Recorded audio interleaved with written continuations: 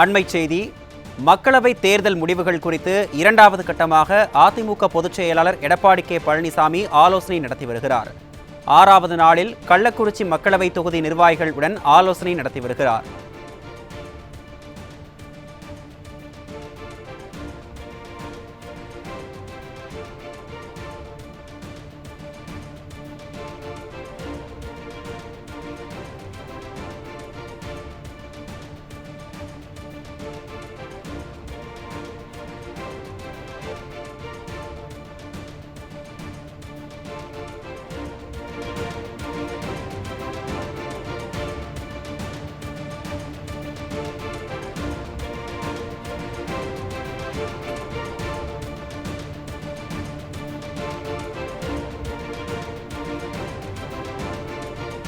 மக்களவை தேர்தல் முடிவுகள் குறித்து இரண்டாவது கட்டமாக அதிமுக பொதுச் செயலாளர் எடப்பாடி கே பழனிசாமி ஆலோசனை நடத்தி வருகிறார்.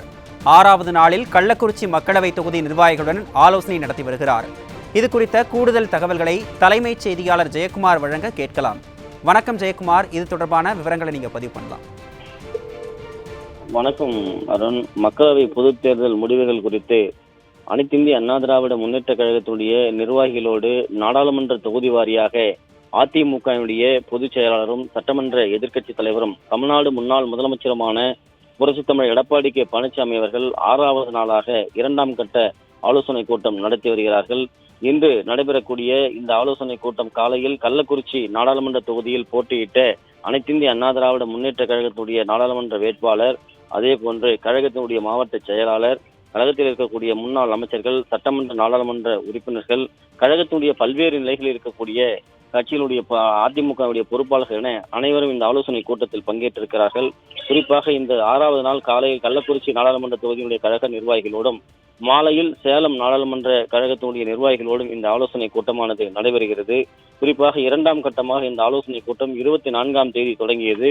5/8/2024 வரை நடைபெறவிருக்கிறது. குறிப்பாக முதல் நாள் 24ஆம் தேதி தேனி, ஆரணி ஆகிய நாடாளுமன்ற தொகுதிகளுக்கும், 25ஆம் தேதி தென்காசி, ஈரோடு ஆகிய நாடாளுமன்ற தொகுதிகளுக்கும், 26ஆம் தேதி திருப்பூர், கடலூர் ஆகிய நாடாளுமன்ற தொகுதிக்கும், 29ஆம் தேதி திண்டுக்கல், திருவள்ளூர் ஆகிய நாடாளுமன்ற தொகுதிக்கும், 30ஆம் தேதி தூத்துக்குடி, நாமக்கல் ஆகிய நாடாளுமன்ற தொகுதிகளுக்கும் ஆலோசனை கூட்டம் நடைபெற்றது. இன்றைக்கு 6வது நாளாக கள்ளக்குறிச்சி நாடாளுமன்ற தொகுதியினுடைய நிர்வாகிகளோடு நாடாளுமன்ற தொகுதி வாரியாக மக்களவை பொதுத் தேர்தல் முடிவுகள் குறித்து இந்த ஆலோசனை கூட்டம் சென்னை ராயப்பேட்டையில் இருக்கக்கூடிய புரட்சித் தலைவர் எம்ஜிஆர் மாளிகையில் நடைபெறுவது குறிப்பிடத்தக்கது. அருண்,